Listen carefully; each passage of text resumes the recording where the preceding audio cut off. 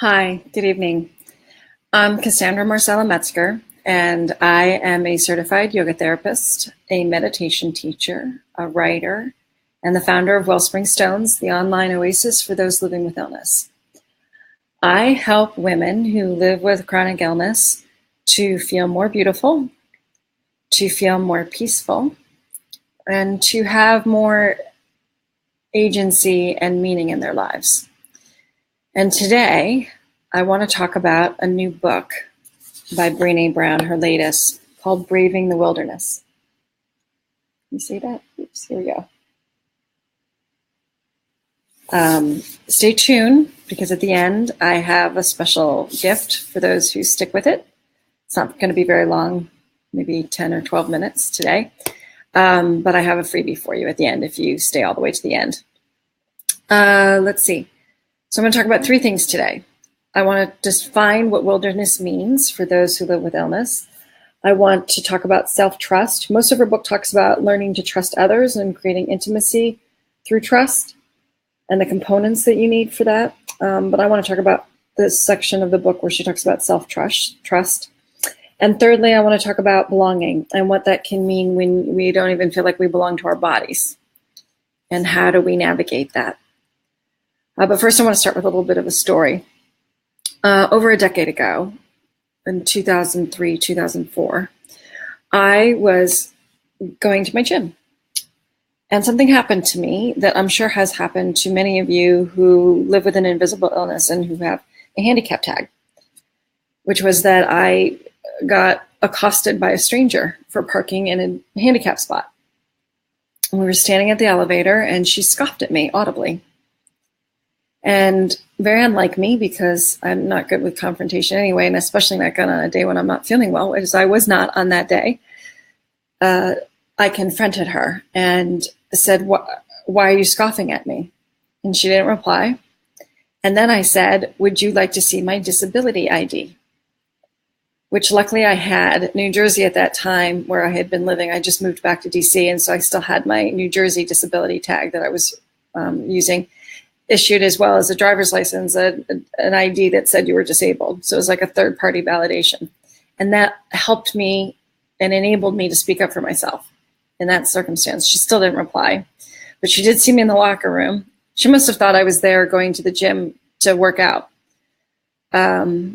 which I was not. As she saw when I was in the locker room, I was in a robe, and I was on my way to get a massage because I was in so much pain. And at that point, she apologized to me.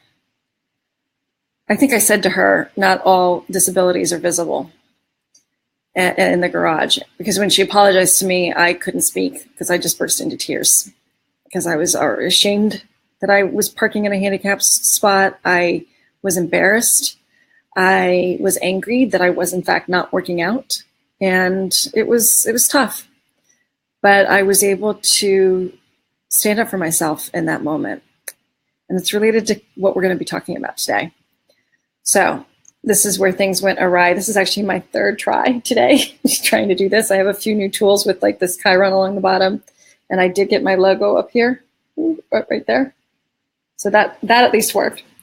But I'm going to share my screen because I put together a keynote presentation to share with you. And last time I did this, the first time I didn't share properly. You couldn't see it. Second time I shared it, I think fine.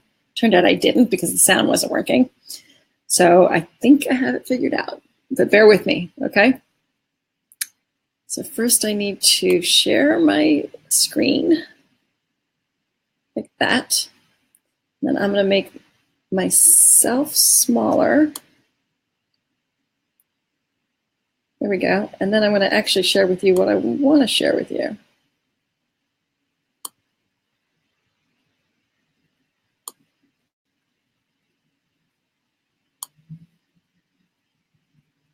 Yeah, okay, just checking to see if it's doing what I want. I hope you can hear me. So we're playing it. Hang on, my computer's a little slow. Of course, now that I figured out the software. I don't know how to respond to that. That was my phone. Okay. All right, so here's the title page. 3 key lessons from Brené Brown's latest book, Braving the Wilderness, The Quest for True Belonging and the Courage to Stand Alone. And again, the discussion here is going to be specifically about how to do that when you live with chronic illness. So first, let's start with what is the wilderness? And Brené, on the pretty early pages of the book, on page 36, she talks about how theologians and poets and musicians and writers use the wilderness as a metaphor to stand for a couple of different things. The first was a vast and dangerous environment. Another quality was a forced navigation of trials or difficulties. That came up a lot as well. And lastly, a refuge of nature and beauty where we seek contemplation. Those of you who are familiar with the Bible know, like, for example, that Jesus went to the wilderness for 40 days before he accepted the call to become a preacher.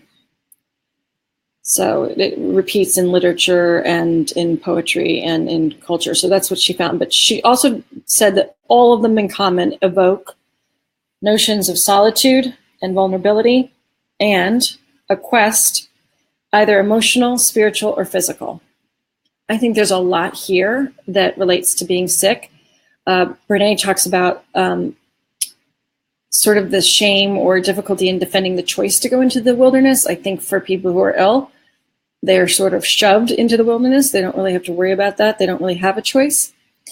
So I think that's something that distinguishes us from others. But certainly a lot of these qualities are things that we are very familiar with and live with more often than not. Okay, next, how do we trust ourselves? She breaks this down into 7 components, whether we're talking about trusting others or trusting ourselves. The first one is boundaries. Did I respect my own boundaries? The second one is reliable. Did I do what I said I was going to do?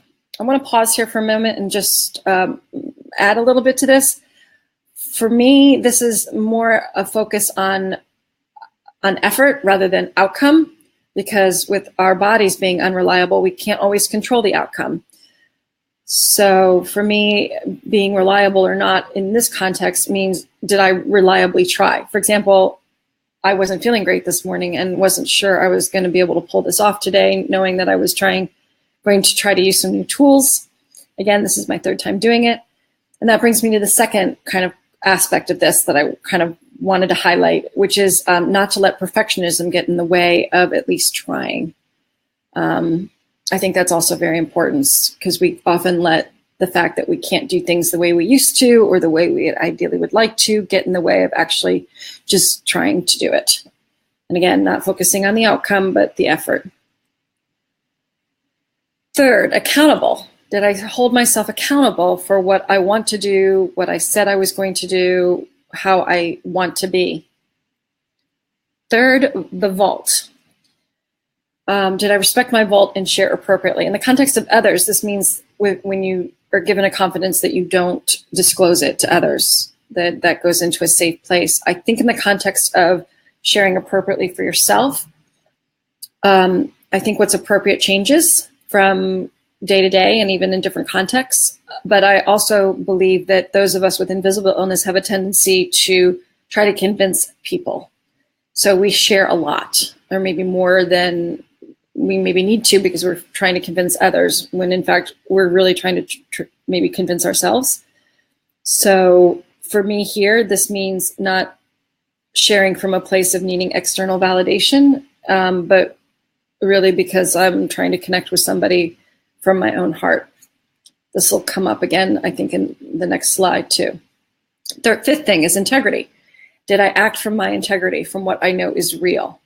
I know too, with people with illness, sometimes they don't know what's real because they get this new normal. They think maybe they don't feel as bad, or at least I do.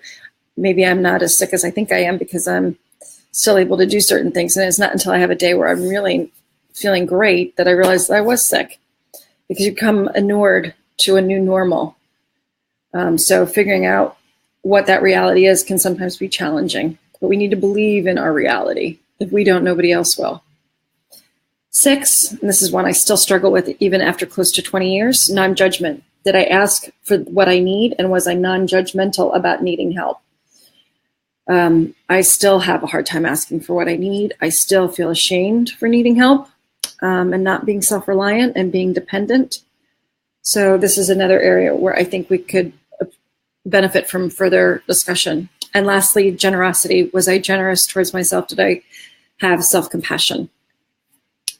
Okay, last slide. How do we belong? So Brené Brown's definition of belonging, she had one in one of her earlier books and she's modified it, and it's long and nuanced, and there are some parts of it that I think are more applicable to those living with illness than others. So let's get started. The first part, true belonging is the spiritual practice of believing in and belonging to yourself so deeply that you can share your most authentic self with the world. So sometimes we don't like our authentic self because it's ugly and sick and sad and angry. So I think that sometimes people with illness don't want to show that part. So I think that's interesting for there. Then she continues. And that you can find sacredness in both being a part of something and standing alone in the wilderness. So that has to do with being a part of community, but also being confident enough to stand alone in your vulnerability. Next, true belonging doesn't require you to change who you are. True belonging requires you to be who you are. So here, I think it's interesting because we often identify ourselves as being sick. And of course, we want to change that. So how does true belonging happen when who you feel you are requires change? You want to change. Of course you want to change.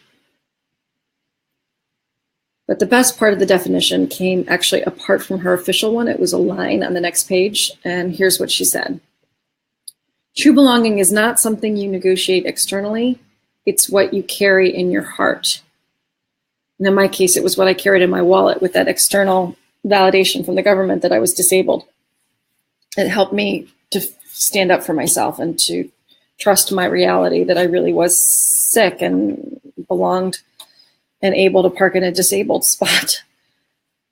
So I think there's a lot here to explore and a lot to discuss, and I would love to talk about it with other like-minded people. So would you be interested in a virtual book group so that we can discuss this further? If you are, a couple of steps. First, obviously, buy the book and read it.